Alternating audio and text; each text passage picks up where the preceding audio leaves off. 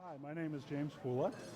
I'm here at the beautiful Wisconsin Club in downtown Milwaukee on a fantastic day. I'm going to talk a little bit tonight about the 11th Corps and the American Civil War.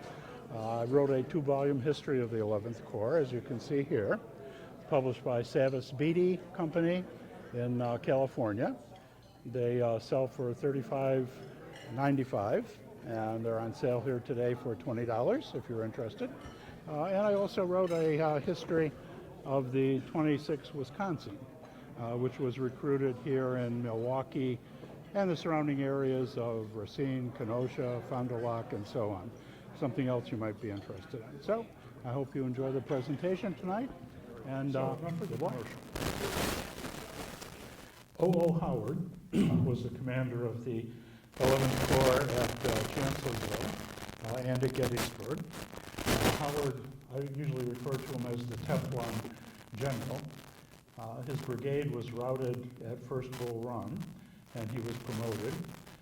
He lost an arm on the peninsula, and again didn't do that great. He was promoted again. I think, personally, he's largely responsible for the problems at Chancellorsville. And by the end of the war, he ends up commanding an entire army. So it seemed like the worse he did, the better off he was in terms of promotion. Whoop, wrong way, there we go. First Division was commanded by Francis Barlow. Barlow was not a trained military person. He was an attorney, had a degree in law from Harvard. He was, I noticed that he was a fighting general, or later, earlier in the war, colonel. He had a reputation for being rather demanding. Some of his students, back in the days, some of his soldiers referred to him as a martinet. And we were talking just before the end of dinner here. On the way to Gettysburg, he actually placed under arrest something like 11 of the officers in his division for doing such outrageous things as allowing men to fill up their canteens as they crossed over streams and so forth. So he was not particularly well liked by the men. Adolf Von Steinware was a trained professional German officer who came to the United States originally as a German observer during the U.S. war with Mexico. Fell in love with an Alabama damsel. They married, they settled in New York, where he became somewhat prominent in the local New York community, which led to his being elected colonel of a New York City German regiment at the outbreak of the war. He had a reputation of being very calm, very cool, very professional.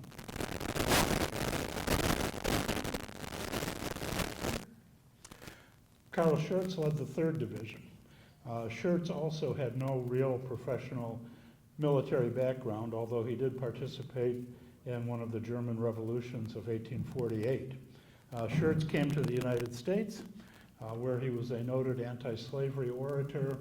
It's said that he traveled something like 22,000 miles during the 1860 election, speaking on behalf of Abraham Lincoln.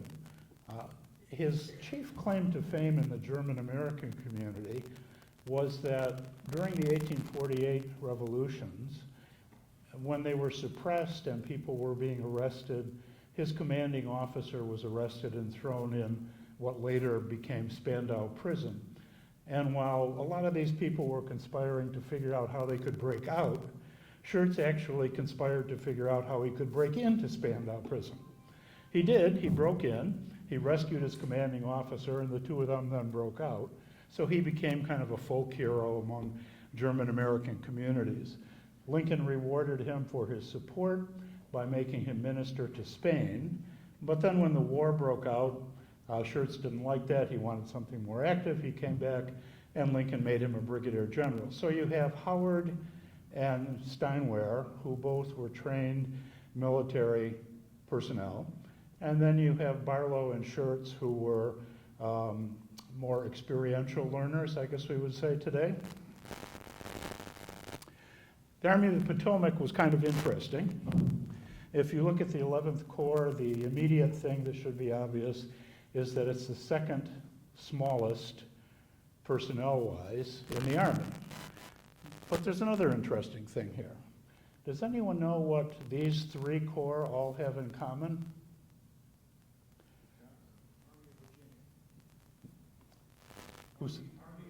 Bingo.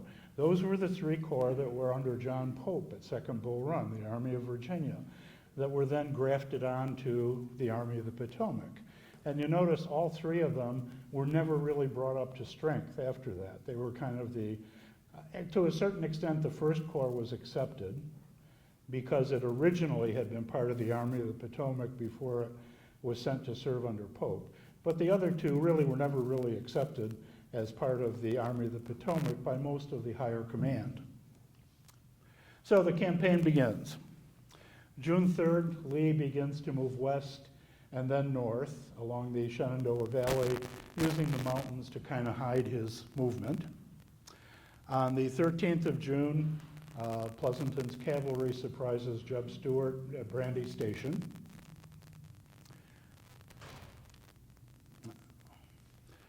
The same day, Lee's advance reaches Winchester. On the 13th, Hooker decides he's going to move north. He hesitated because Hooker thought this would be a great time to capture Richmond. If Lee is heading north, why don't I head south and capture Richmond? Nobody's guarding it. Well, picture yourself as a politician in Washington, D.C. And Lee's army is on the move north, you know not where. Are you going to let the Army of the Potomac go to Richmond? Or are you going to say, no, come and guard Washington because I want to be safe? So obviously Hooker did not. He was ordered north. By the 16th, Lee is at Harper's Ferry, and on the 16th, Hooker reaches Centerville. So you can see that the Army of Northern Virginia had an enormous distance advantage over the Army of the Potomac. There's cavalry skirmishing going on in between as Lee attempts to cover his movement and the Federals attempt to penetrate the screen and find out what's happening. By the time we get to June 27th, Longstreet and Hill are just north of the Pennsylvania line. Ewell's Confederate Corps is between the Pennsylvania line and Harrisburg, moving on York and Harrisburg. The 11th Corps has just crossed the Potomac River at Edwards Ferry. The 28th, it reaches whatever that is that I can't read, Middletown, I guess. On the 29th, it heads farther north. And finally, on June 30th, it camps just north of Emmitsburg, Maryland, just south of the Pennsylvania line.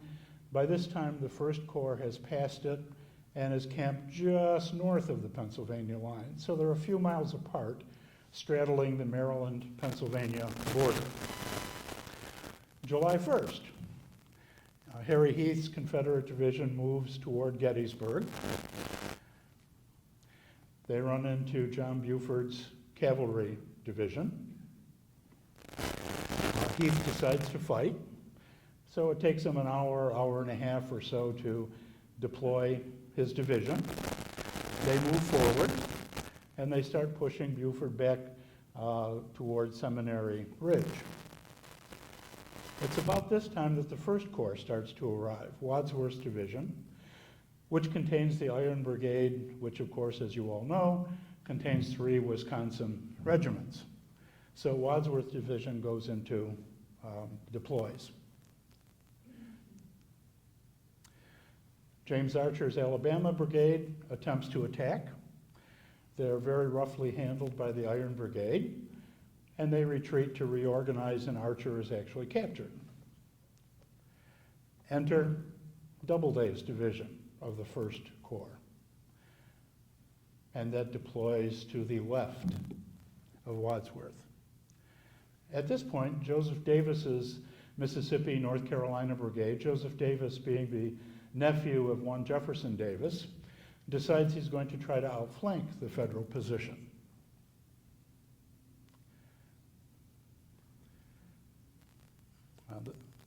Wadsworth refuses his flank, and this is the famous incident where part of Davis's brigade is caught in this railroad trench that was being dug to construct a railroad, and a sizable portion of his brigade is captured.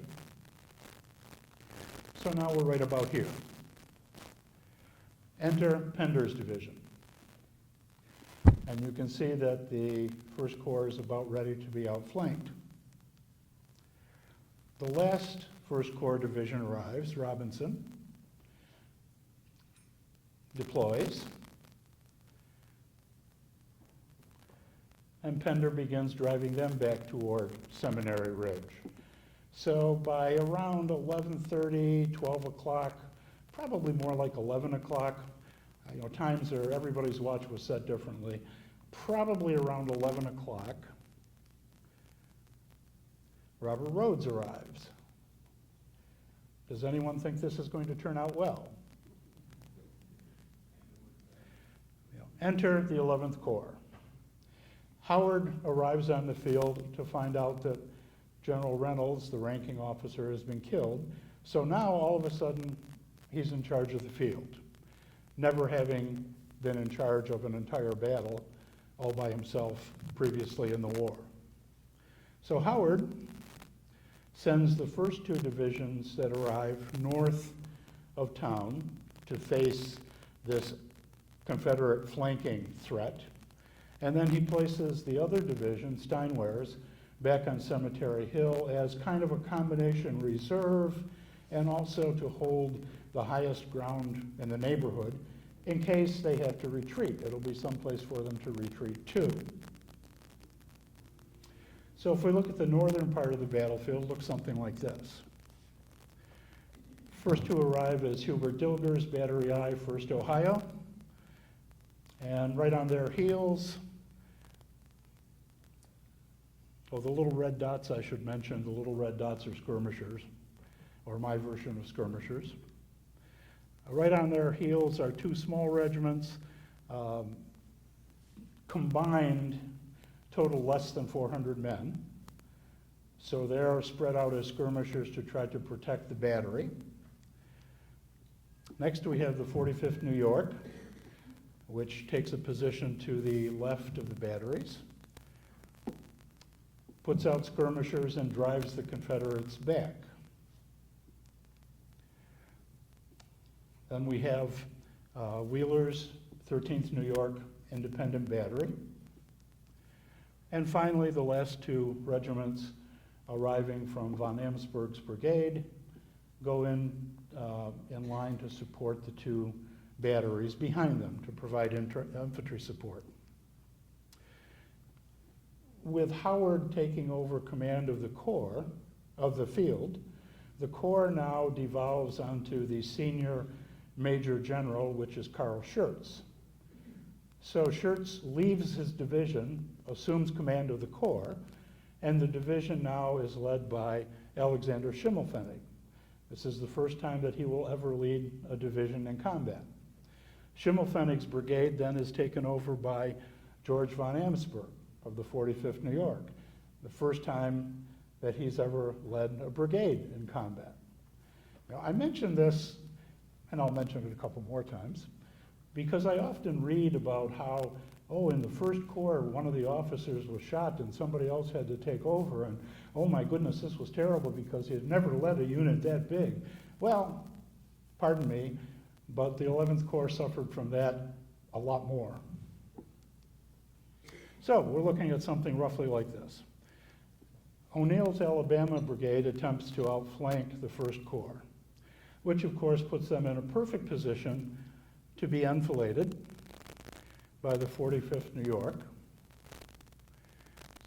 And also Dilger's battery begins firing shell over the 45th and into the Alabama ranks, which pretty much decimates O'Neill's brigade, and they beat a hasty retreat. Dilger and Wheeler then turn their attention to Confederate battery on Oak Hill and disable most of that and force it to be withdrawn. So far, so good?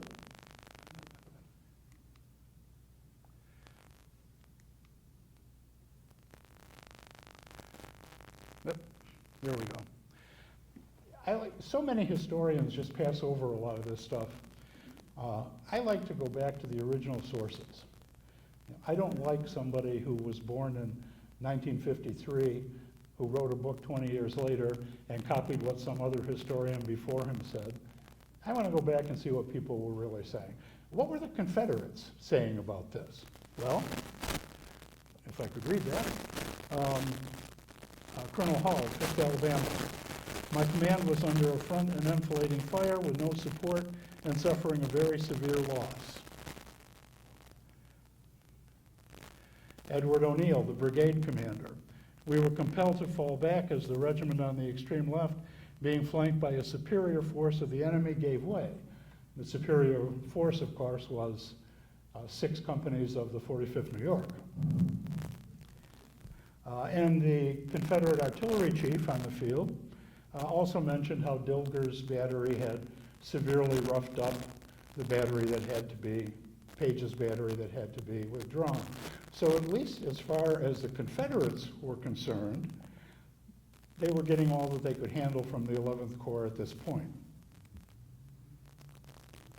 So Carl Schurz is now in command of the 11th Corps, and he is north of Gettysburg. And he tries to align roughly like this, with Schimmelpfennig's division here, von Amsberg, Krzyżanowski's brigade in kind of a position of reserve where they could either be brought up to support von Amsberg, or if need be, they could be shifted over to support the 1st Corps. And then when Barlow's division arrives, he places von Gilsa's and Ames 2 brigades to extend the line to Rock Creek. And this is where the almshouse is. So this is really the only defensible position. If you've been to Gettysburg, there's nothing up there beside the almshouse and Rock Creek. So Schurz is doing the best he can to try and find a position where they have an opportunity to defend themselves. Now, Barlow, who, if you read his correspondence, hated Germans, was apparently not willing to listen to orders from a German. He decided he knew best, so he decided against orders to move his entire division forward.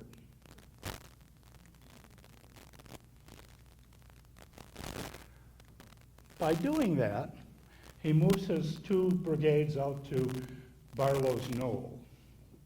And you'll notice all of the 11th Corps divisions only have 2 brigades instead of the standard 3. That's partially because they were so under strength. But it also makes it a little bit more difficult in terms of tactics on the battlefield when you've got only 2 brigades rather than 3. So he moves them out to Blocker's Knoll, which of course means that both of his flanks are completely up in the air with no support, kind of like Dan Sickles does on July 2, the next day. And he's several hundred yards, actually several thousand yards, from the nearest support. Now, when George Dole's Georgians are the left flank of the Confederate force, this probably isn't fatal because he's out beyond the Confederate flank. There's other troops around. But when Richard Ewell's corps starts to come in from the north, you have Gordon's brigade, followed by Hayes, Louisianans, and then Avery's North Carolinians, and I ran out of room or I would have put Smith's Virginians in there also. So by moving out to Blocker's Knoll, he's now got himself in a position where he's completely outnumbered, with no support on either flank, and what are his choices? If you look at numbers, 6,300 Confederates facing 2,200 Federals.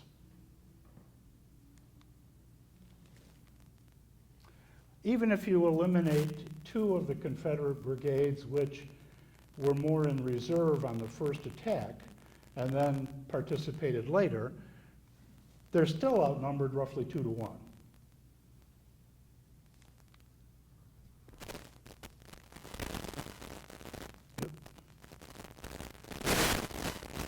Okay, so we have a position something like this on Blocker's Knoll.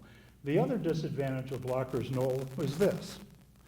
Artillery from Oak Hill can reach it, and once Ewell gets in position, artillery from his corps can reach it, so they're caught in an artillery crossfire. Outnumbered, caught in an artillery crossfire.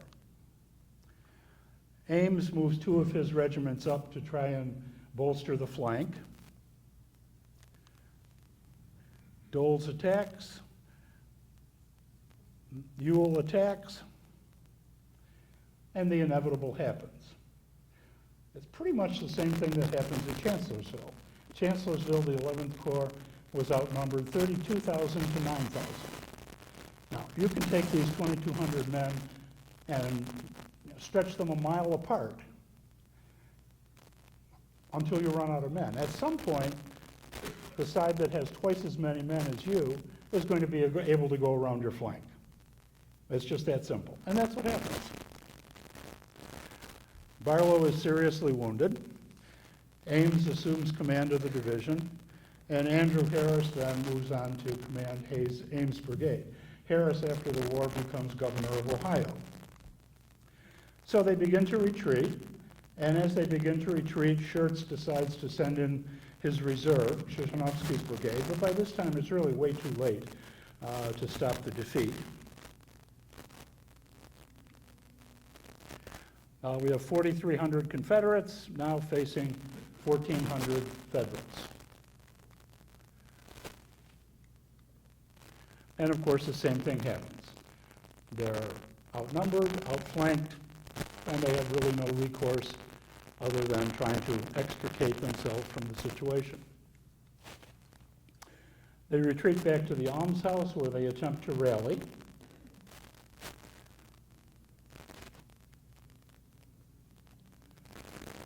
And again, they're outflanked and forced to retreat back toward town.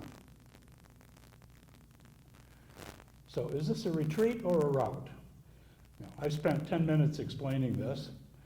Most books of Gettysburg I read covered in a sentence, maybe 2 sentences, saying, oh yeah, and while all this other wonderful things were happening, the 11th Corps was routed on the right, and that led to the loss of the whole day. Well, I wonder if the Confederates felt that way. G.W. Nichols, 61st Georgia. The Yankees stopped and made a desperate stand. Their officers were cheering their men and behaving like heroes and commanders of the First Water. Richard Ewell, the Confederate Corps commander, called it in his report an obstinate fight. Jubal Early, the division commander, called it a hot contest.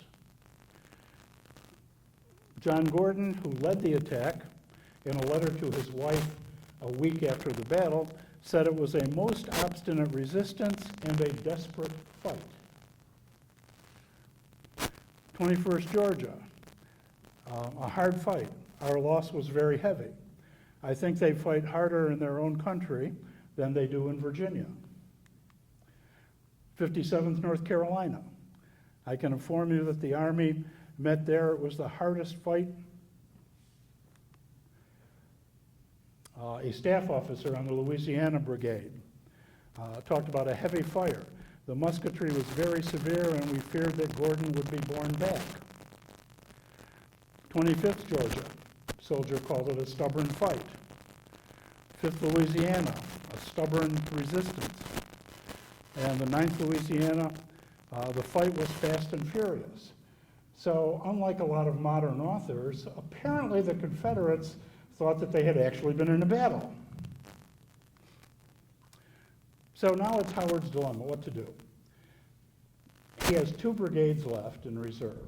Does he try to stop the retreat of the right flank? Or at the same time, to make matters worse, Doubleday is now, Doubleday having assumed command of the First Corps, is now sending messengers saying, I need reinforcements or I can't hold. So what does he do? Well, he decides to send in Charles Coster's brigade to try and stop the retreat. Coster, of course, altogether now, 1, 2, 3, never having commanded a brigade in combat. They go through Gettysburg and end up at Kuhn's Brickyard, where they go into a position something like this. There we go. A Union battery shows up to support them, and then the Confederates continue their advance. All is well. They actually drive back the first Confederate attack, but then the North Carolinians get around their flank and behind them once again, and of course, they're stuck then retreating back through Gettysburg.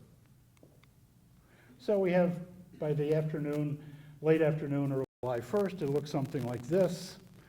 Pender's division has outflanked the First Corps. Ramser's brigade has driven back the right of the First Corps. The First Corps begins retreating back to Cemetery Ridge. The First Division has no problem going through the empty fields. The next division goes through the outskirts of town, but the remaining division of the First Corps has to go through town in order to get to Cemetery Ridge. And of course, von Amsberg now is left out all by himself, so he begins retreating, and they meet in the middle. Meanwhile, the rest of the 11th Corps retreats through town. You read a lot of these stories, and some of the soldiers say, well, we walked through town leisurely, there wasn't any real big pursuit. Others say, oh my goodness, there was a big fight in town and everything was confusion. Well, it depended on where you were. Whoops. So the First Corps and the 11th Corps members of von Amsberg meet in the middle. Confusion, of course, ensues. The Confederates are following the First Corps. So they are able to shoot down these different avenues. So if you're part of this group, you've got two choices. You either risk being shot, running from alley to alley to try and escape, or you try to hold up somewhere. And estimates vary. From 200 to 400 men hold up in the hotel under Captain Franz Ursch. And this is an interesting, almost nobody talks about this. You've got somewhere between 200 and 400 armed men in the middle of Gettysburg, hold out in the hotel and some of the buildings around it. The Confederates can't advance. They can advance to the right of it, to the left of it, but you're going to leave a couple hundred armed men behind you? Of course not. They have to at least surround it and make sure that it's confined. And Ursch and his men hold out until dusk, when they finally run out of ammunition. And eventually, Ewell sends in a flag of truce and says, look, you're surrounded, nobody's coming to your aid. Come on out, I'll show you around town to prove this. So Ursch goes on horseback around Gettysburg. He's convinced there's no other Union troops. They're a mile or so out of town. They're out of ammunition. So he goes back and he tells his men, okay, all we can do is surrender, break your weapons. So they break all their muskets and then they surrender. But why wasn't Cemetery Hill attacked on July 1st? This is one reason. The Confederates were busy containing this group and then marching them off into captivity. So, at the end of the day, we have something like this. Edward Coddington, I'm sure you're all familiar with him. People refer to his book sometimes as the Bible of Gettysburg. Imperfect Bible at the most. He claims the 11th Corps had a numerical advantage. Well, we've already seen that wasn't true. Quite the opposite. The Confederates had the numerical advantage. If you look at only the brigades that actually fought each other, it looks something like this. So the Confederates had more troops, and they also had more artillery guns. He says the 11th Corps caused only 14% casualties. So obviously they didn't put up a very good fight. Well, if you look at Gordon's brigade is interesting because it led the attack on July 1, and after that it was only engaged in some sharpshooting. It wasn't really heavily engaged.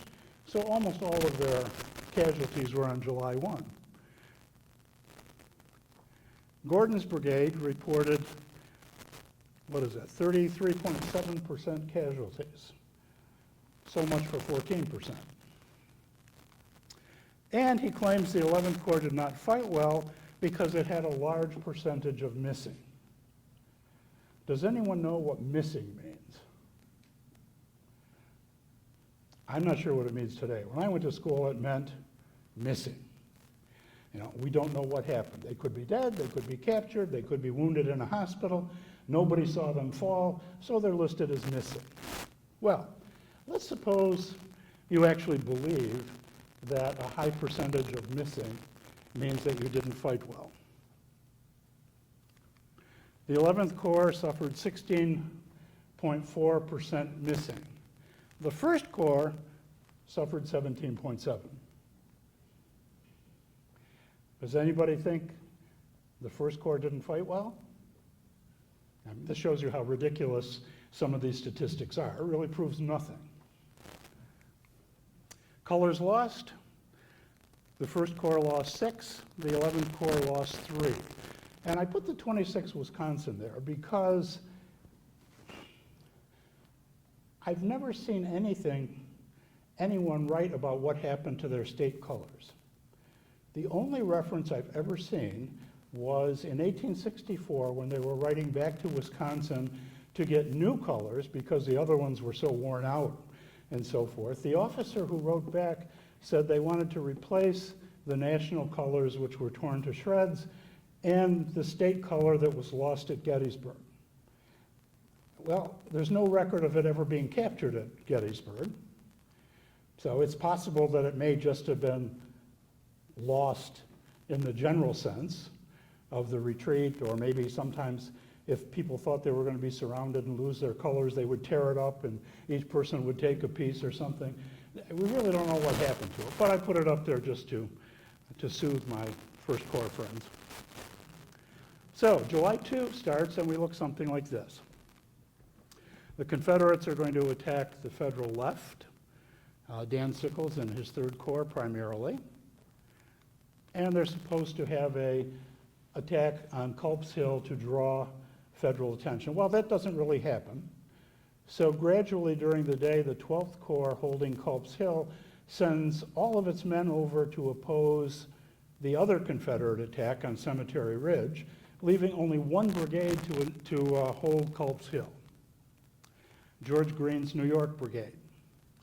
Greene, being the oldest general on the field, was probably also the wisest. As soon as his troops got there, he had them dig entrenchments like nobody else did. And that evening, about 9 hours after they were supposed to attack, the Confederates finally attack. Greene is completely outnumbered, but Culp's Hill is wooded, it's a high hill, there's lots of boulders, he has entrenchments, so he's holding his own and he calls for reinforcements. The 11th Corps sends 2 regiments to guard the right flank so that it's not going to be turned by the Confederates, and 2 other regiments to fill in the trenches where some of Greene's men have run out of ammunition and have to go back to get resupplied.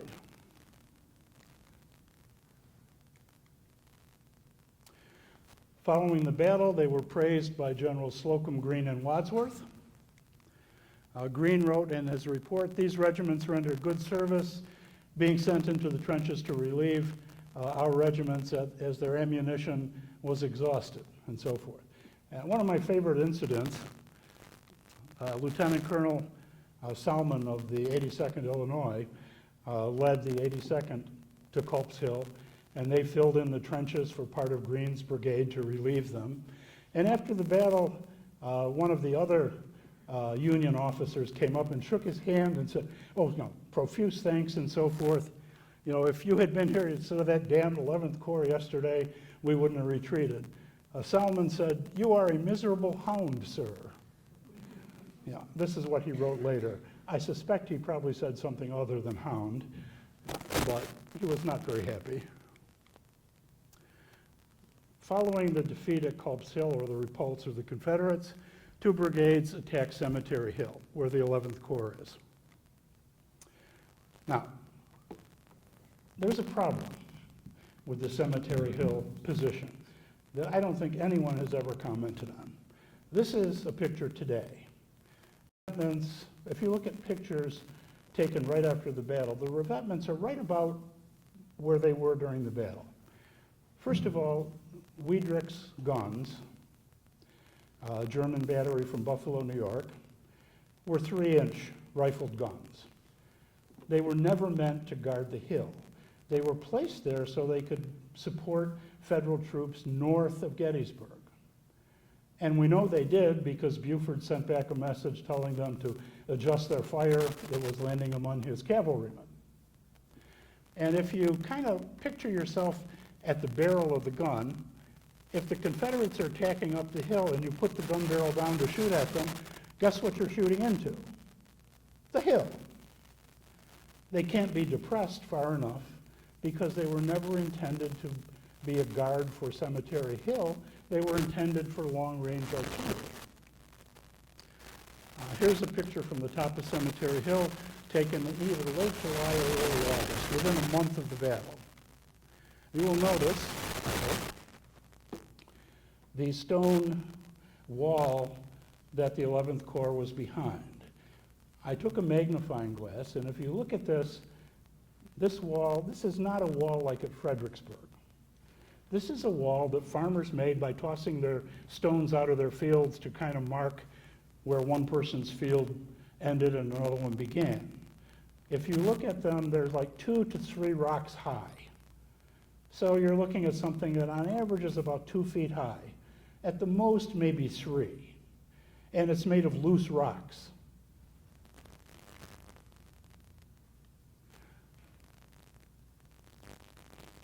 You see the horse back here. Even though the horse is kind of in the background, if your eyes are better than mine, you can tell that even though it's in the background, it's still bigger than the rocks in front of it. So this was not a major barrier. And look at this hill. If the 11th Corps is behind the rocks over here, and the Confederates are attacking from the background, they have to come up that hill and over the hill before they get to the Federal position. So obviously, the infantry cannot shoot at them until they come over that hill. And look how close that is to the Federal line. Confederates come over the hill, you shoot at them once, before you can reload, they're on top of you. Why hasn't anyone ever mentioned this before? Well, because in the 20th century, when they decided to build an elementary school there, they leveled that hill so it doesn't exist anymore. So if you look at it now, it looks like, well, this was simple. They just, ran across this big wide open field. Well, no, they didn't. Union defenders, about 1,150. Confederate attackers, 2,100. Ames had to cover 500 yards, and if he stretched out his entire command, it would be about 1 person every 2 yards. There was no division reserve because they had been sent off to Culp's Hill. The only reserve was Colonel Krzyzanowski with 2 regiments numbering no more than 400 men total, back in Evergreen Cemetery as a reserve. So if we look at what happens here on Cemetery Hill, you've got Wiedrich's 11th Corps Battery, Ricketts and Breck from the Artillery Reserve. We have Harris's Brigade. We have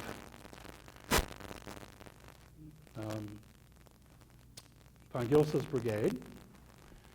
They were so short of troops to cover the area, they had to borrow the 33rd Massachusetts. Whoop, I'm getting ahead of myself. There we go. from Steinware's division to help cover the territory, over to Whittier's battery, sometimes known as Stevens, on Culp's Hill. And the reserve is back here in Evergreen Cemetery.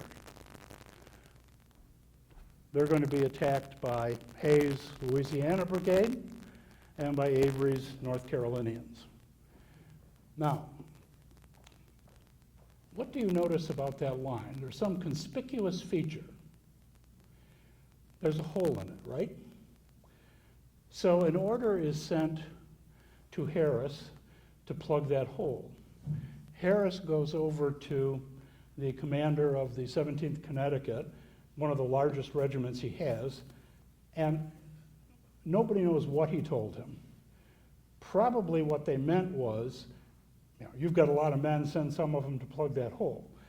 But however the order is transmitted, it's plug that hole, so he moves his entire regiment over there, which means we now have another hole. And of course, that's exactly where the Louisianans attack. 3 of the regiments break through.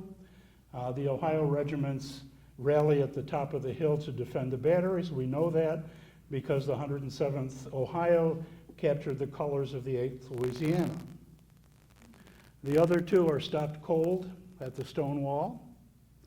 Now, if you're attacking and artillery is firing from one side, it would be kind of a natural tendency to sort of move away from where that artillery is coming from, and that's what happens with Avery. Whittier's brigade battery opens fire, and they start in that direction and then bend off to their right. They break through the other 2 smallest regiments in the entire line, and they get into a melee in Ricketts' battery. The reserve comes up, drives the Confederates out of Wiedrich's battery. The attack sputters out. Later on, some other reinforcements show up from the 2nd Corps, and that's the end of that. The senior surviving officer of the North Carolinians said, "The enemy stood with a tenacity never before displayed by them." 57th North Carolina, "We were under a desperate fire.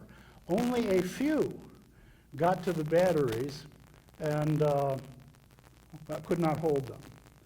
There was harder fighting today than ever I knew of before."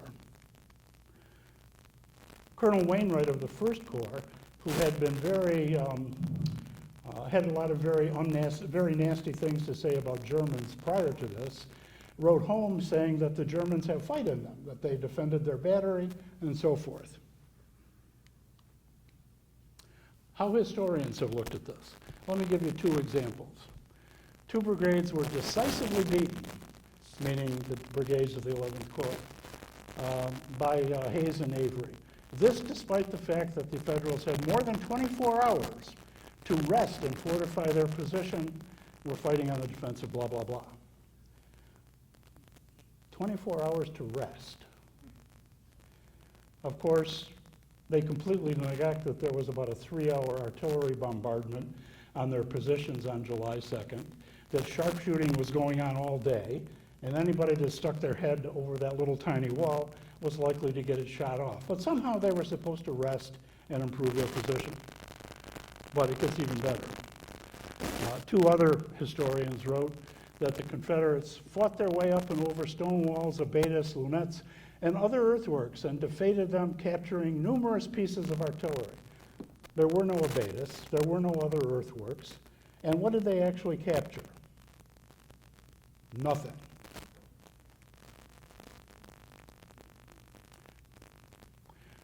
Confederate losses, if you look at the actual Confederate reports themselves, Confederate losses were about 35.4%. So they lost a third, more than a third of their attacking force. They were not able to take away any guns. They did not occupy a single foot of territory after they were repulsed. So they captured nothing. And if you look at the Confederate reports, some of them wrote home saying, well, you know, we had X number of men, but only about 50 of them made it to the top of the hill. Another one said only a few, only a handful. If you count up what the Confederates themselves said, about 4.8% of the Confederate attacking force actually made it to the top of the hill. Not exactly a major breakthrough. On July 3rd, 11th Corps batteries contributed to attacking the left flank of the Pickett's charge. Wheeler's New York battery was sent to the copse of trees just before Pickett's charge to reinforce the line there. Everybody's familiar with how the Vermont Brigade turned and enfiladed the Confederate right flank, but you almost never hear that two 11th Corps regiments did exactly the same thing on the other end of the line. And apparently, they also came off the field with 5 Confederate battle flags. Apparently, one of the letters they wrote home said, you know, we had these 5 flags, we were taking them back to headquarters. A general came up and demanded that we turn them over to the Corps headquarters, so we did. So who took credit for them, who knows? So what are the results? If you look at the highest percentage of loss, the 11th Corps was second, the 1st was first. If we look at division losses, of the top 4, 2 were in the 1st Corps, 2 were in the 11th. If we look at regimental losses of the first 6, 3 of them were in the 11th Corps. So somebody did some fighting somewhere. July 1st, they marched over 13 miles in 4.5 hours through a rainstorm to support the 1st Corps. They helped defeat O'Neill's attack. They fought well at Blocker's Knoll. They rallied at the Arms House until outflanked. They rallied in town until they were outflanked again. And they rallied on Cemetery Hill and held that key position. July 2, I didn't talk about this, but Weidrick's battery destroyed an entire Confederate artillery battalion on Benner Hill. The Corps held firm under a lengthy Confederate bombardment. They provided material support to the 12th Corps in holding Culp's Hill, and they held Cemetery Hill against a Confederate assault. On July 3rd, they again held firm under the long Confederate bombardment. Major Osborne, the 11th Corps artillery chief, was responsible for sighting guns against Pickett's charge. Wheeler's battery supported Cemetery Hill, and 2 of the regiments outflanked the Confederates. They also received 3 medals of honor. Franz Ursch and the 45th New York for holding out in the Eagle Hotel. Charles Stacy and the 55th Ohio crawled out in between the lines and hid behind a wood fence post to try to point out rebel sharpshooters to his own men back there so they could dispatch them. And Richard Enderlin, who was actually a hospital steward, who volunteered to carry a rifle. And as he was on the front line, he heard one of his comrades who had been wounded between the 2 lines crying for water and for help. So he crawled out under Confederate fire, grabbed him and dragged him back into the lines and saved his life, at least temporarily. For better or worse, that person was George Nixon, great-grandfather of one of our presidents of the United States. So I thank you very much for your attention. I hope maybe you feel a little better about the 11th Corps. Okay. Oh, yes, questions? Would anyone? Yes, sir. I don't have a question, but I do want to thank you for using the technology to illustrate those maps. Thank you. That was the first time I've seen it done. Yeah. Well, it made it understandable. Thank you, thank you. I like to do that for class because otherwise the students would just look at me and what fun is that? Any questions? The lady back here, I think, was first, and then gentleman up front, okay? Yes. I'm wondering. Hello? I'm wondering when you had the slide of the historians with the quotes that were very pro-Confederate, were these Southern history books? I kind of read where the South kind of controlled the narrative. forget where the first one came from offhand. The other one was co-authored by two people who I believe are Northerners. But one of the things that, in researching this, I noticed happens, you get somebody who writes about it in the 1880s. And then you get somebody in 1910 that writes about it, and they copy in different language what the person before them said. And eventually, every generation, a historian, recopies what somebody else wrote and embellishes it. So you finally get to today where a lot of the things are, in history we say you're cherry picking, where you have an idea what happened, so you pick out little quotes to support what it was that you think actually happened, rather than really going back and see what the actual research says. When you go back and look at some of what they actually say, sometimes history in the eyes of the people who were actually there was quite different. Yes, sir? My question exactly. Okay. Should I answer it again? Or? Okay. Anyone else?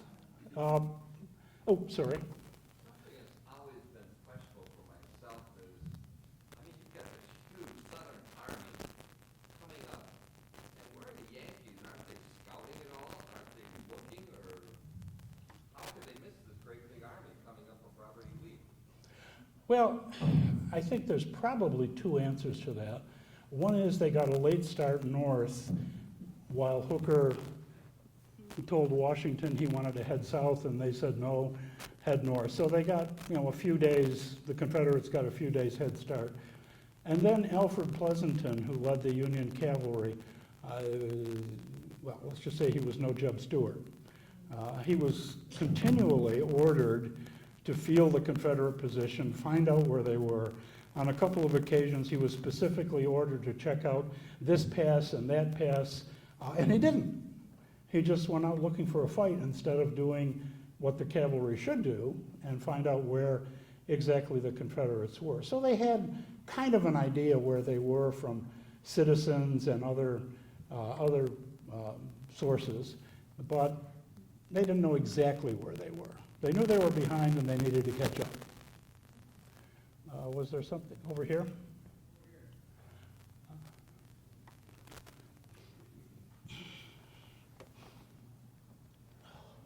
So, in your research and study, why do you think people pick on the 11th Corps the way they do then and even today? I mean, they still, and then the 11th Corps, of course, moved west Yeah. after that, but I mean, why? I mean, I don't understand how that happened. I think there are three reasons. Initially, the 11th Corps was built up around what had been Blenker's division, which was pretty much every regiment in it had German background. And if you recall, there was a very serious anti-immigrant movement, the Know Nothing movement in the 1840s and 50s. They kind of peaked around 1856 to 58.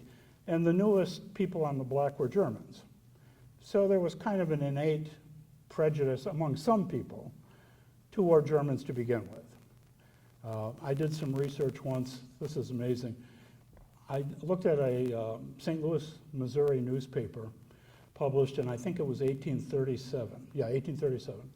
And they had an editorial about, how bad things were getting, and my goodness, we have these Irish people coming in, and they're dirty, and they're Catholic, and they're different, and what is this world coming to? Or, I elaborate, but words to that effect.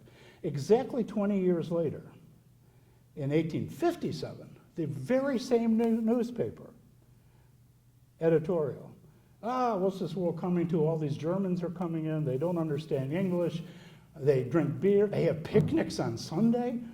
Who can desecrate the Sabbath by doing that?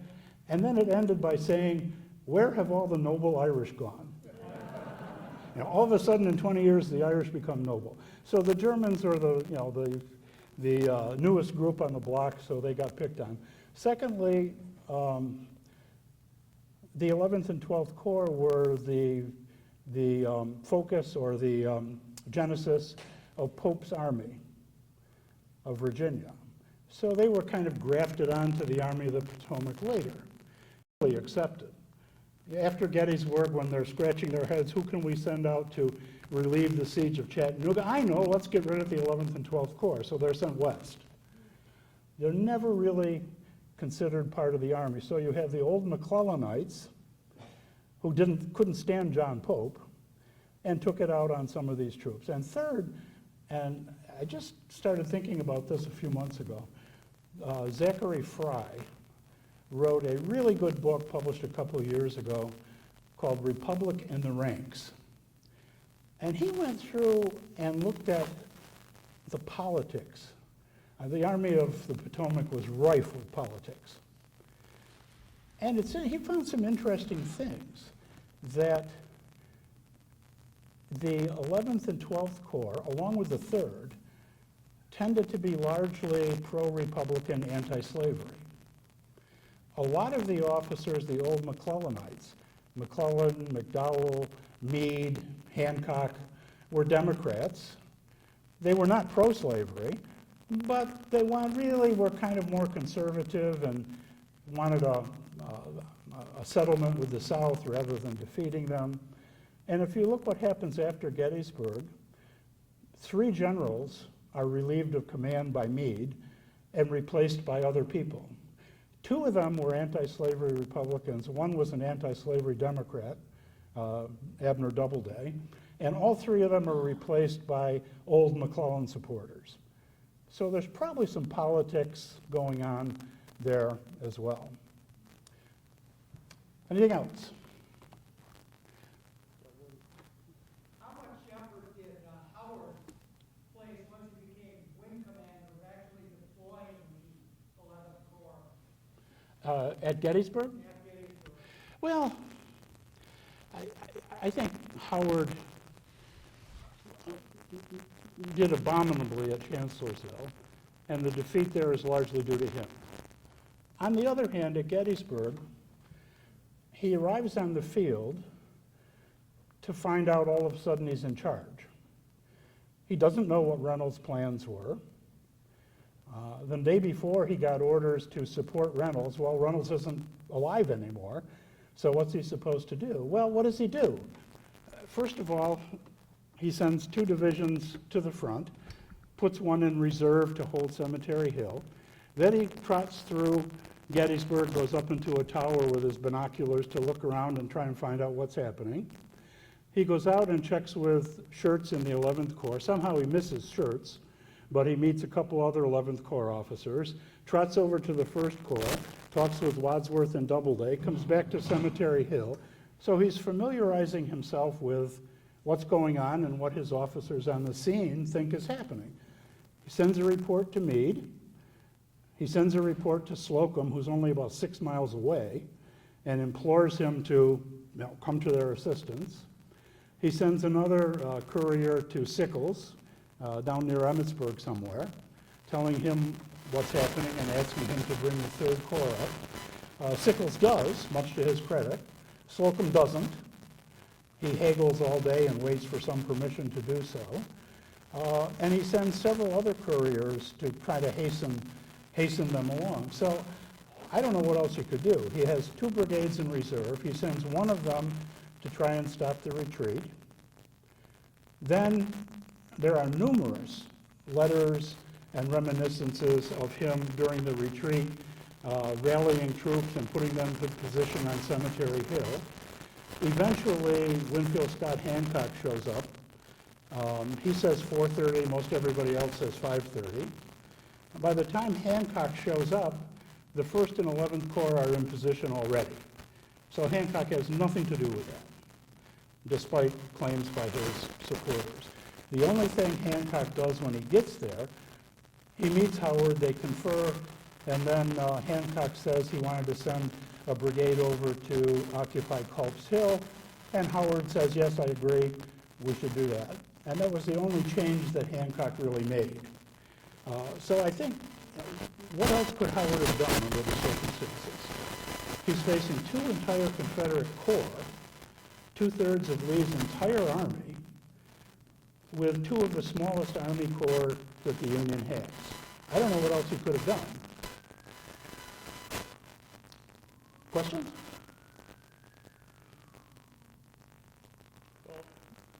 Jim, thank you very much. I want to present you with a certificate of honor by order of the General Staff of the Civil War Roundtable of Milwaukee. This award is presented to James Pula for furthering our understanding of the causes and consequences of the American Civil War, the watershed event in our nation's history. Thank you very much. Thank you. Thank you. Whoop. I'm knocking the microphone over here. Thank you very much. I really appreciate it. This is a wonderful venue, and you're a wonderful audience. You can't imagine how nice it is to talk with a group of people who are here because they want to be here and they actually know something rather than college freshmen. Thank you. Could you? Just remember, he has books